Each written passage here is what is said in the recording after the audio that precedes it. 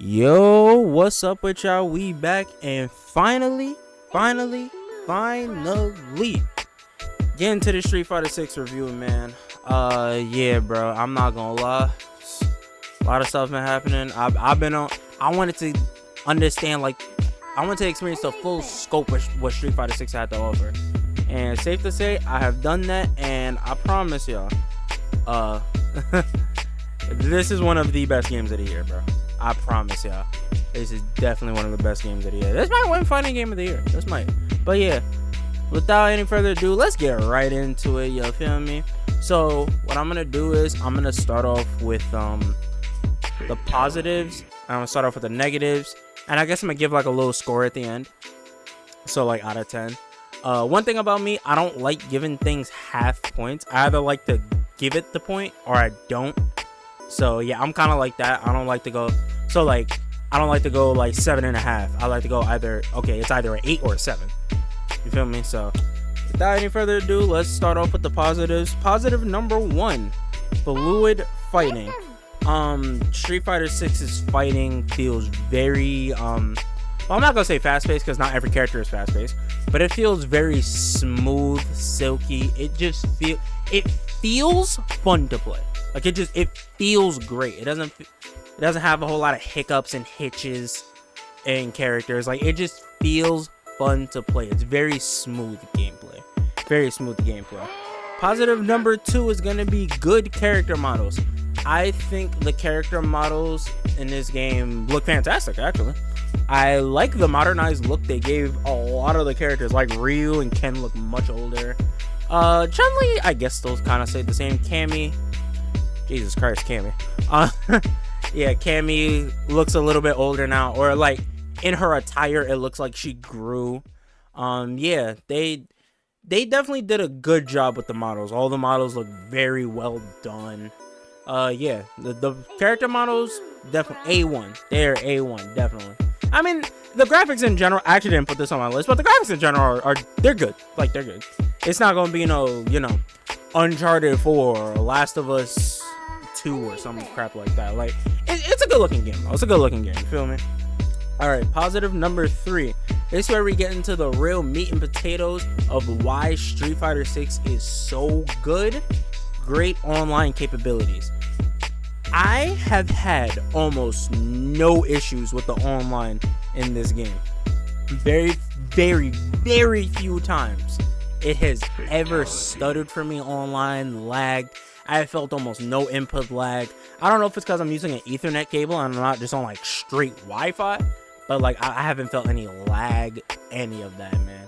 The one issue I had was that I beat this person. Like I beat the person. I had him in the critical art. Like I beat him, and then he left the match before the move would finish, and so the game got disconnected and it didn't reward me with the win. We can count that as a negative, I guess, because that is kind of whack. So I guess I'm going a little bit out of order here because I didn't put that in my notes, in my negative notes. I guess that could be considered a negative because that's kind of whack. It's like I clearly beat him and he clearly disconnected. Reward me with the win. You feel me? But other than that, man, the netcode for this game is just masterclass. Beautifully made. No issues. Number 4, this is another big point. No one character feels the same to play. You can play Cammy, I main Cammy, and then I moved to Zangief. I'm pretty sure I'm saying his name right, Zangief, something like that. Then I moved to Zangief, and I'm like, oh, like this is actually like he's a lot slower than Cammy. You gotta play a lot differently. You have to be a lot more cautious with his movements because yeah, he can grapple for a lot of high damage, but that's pretty much the extent of his abilities. Like he doesn't go beyond that very much. And you could play as someone like I guess Dalsim and then play as Jury, and it's like, oh, okay, they're completely different characters. One's close range, one's long range, one is a combo goddess, and one is a projectile keeping you at distance god. So yeah, I love that all the characters feel fresh. They just feel completely different from each other, and I love that. I guess I said Ryu and Ken, but Ryu and Ken, I guess, always kind of seem similar in Street Fighter. Although I think Ken is a little bit better in this game. But yeah, they always seem similar. But alright, yeah. So no one character feels the same. That's a big point for me. Number 5. The arcade stories help to provide extra background into the characters and their current situations. Now, I think in my intro review at first, I wasn't the biggest fan of it. I thought we could get more than 3 cutscenes, which I am still, like, I still stand on that point.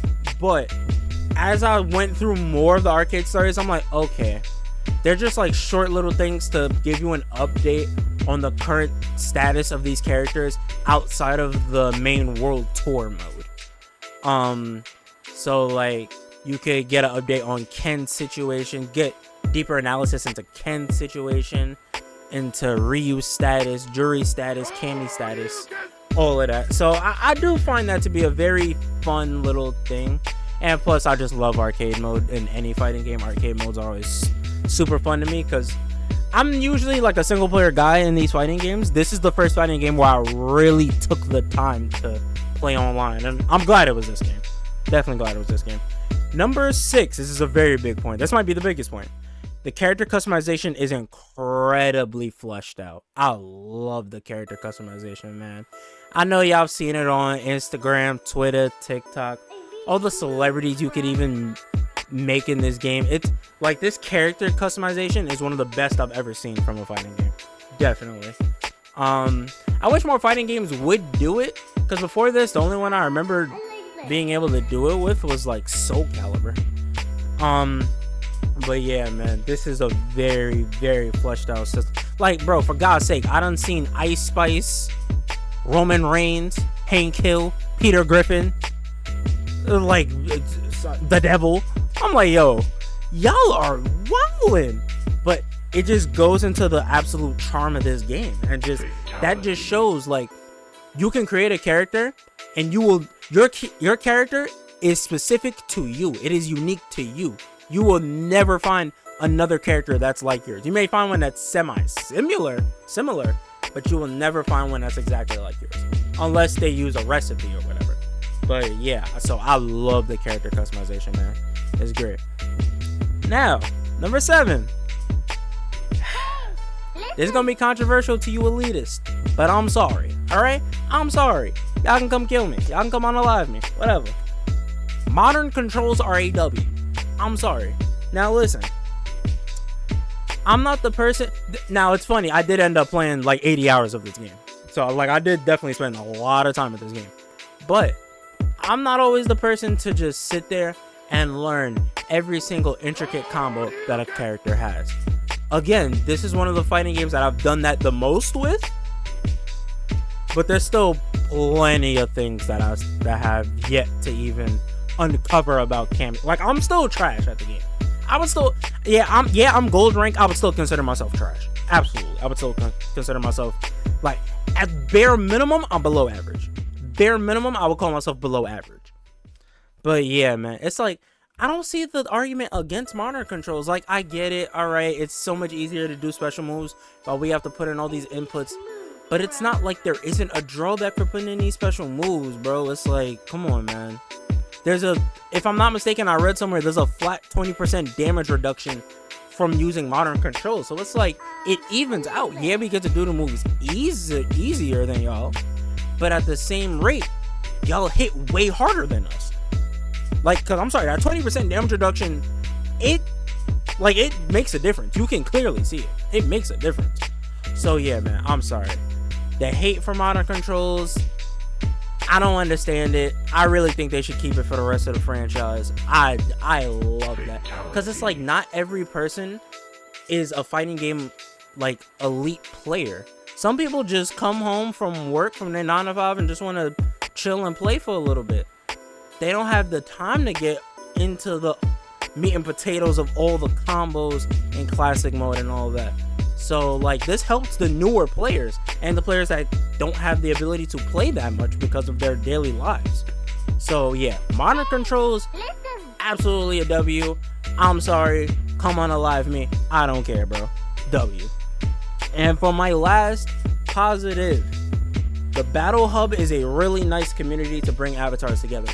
This is the most respectful fighting game community I have ever seen in my freaking life. I'm not gonna lie to you. I have very, very rarely seen any crap talking in this game, bro. Everyone's respectful. Well, not everyone, but I've seen a couple. But yeah, everyone's pretty nice to each other. And this is just where you can come together and see everybody's like crazy avatars. I like that there's plenty of cabinets, so like you never feel like you're waiting on someone. Although I guess you still kind of are. But there's plenty of cabinets, plenty of things to do there, like the game center. I think the game center is a fun idea. They got the extreme battles there. Not a lot of people go there though, unfortunately. But yeah, the Battle Hub is a really nice place to come together and just see everyone's just wild creations. Like I said, Ice Spice, Roman Reigns, Peter Griffin, like, bro, it's ridiculous. It's ridiculous the stuff I have seen in there, man. But those are the positives to an otherwise almost perfect game. Almost. Yes, unfortunately, this is probably my favorite game of the year so far. I'm playing Final Fantasy 16 now, so this will most likely change. But for right now, this is my favorite game of the year. But even I can't say this game is perfect. Now, there are not a lot of negatives. In fact, I only have 2 really bad negatives. Oh, or maybe 3 if you want to count the leaving the game without giving the other person the win. That we can count. So, okay, 3 negatives. So, we already counted that one. So, I guess -2 now.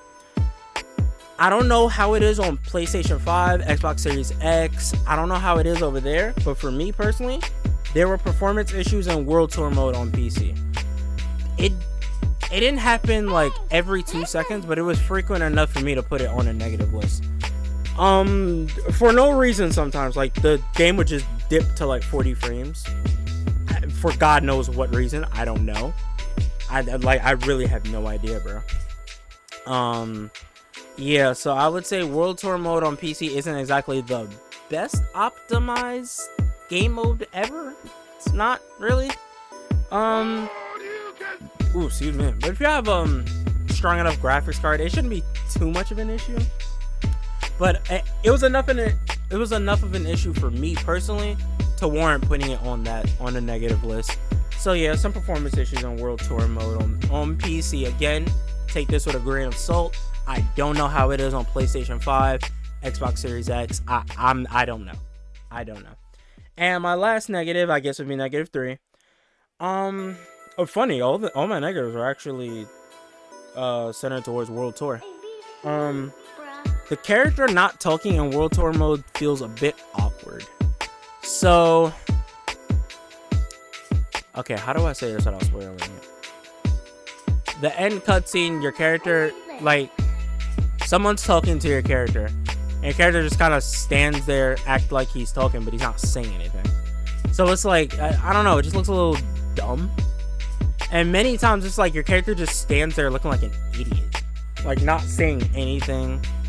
Yeah, he'll react, which I guess is fine, but like, I don't know, just your character not saying anything just feels weird to me.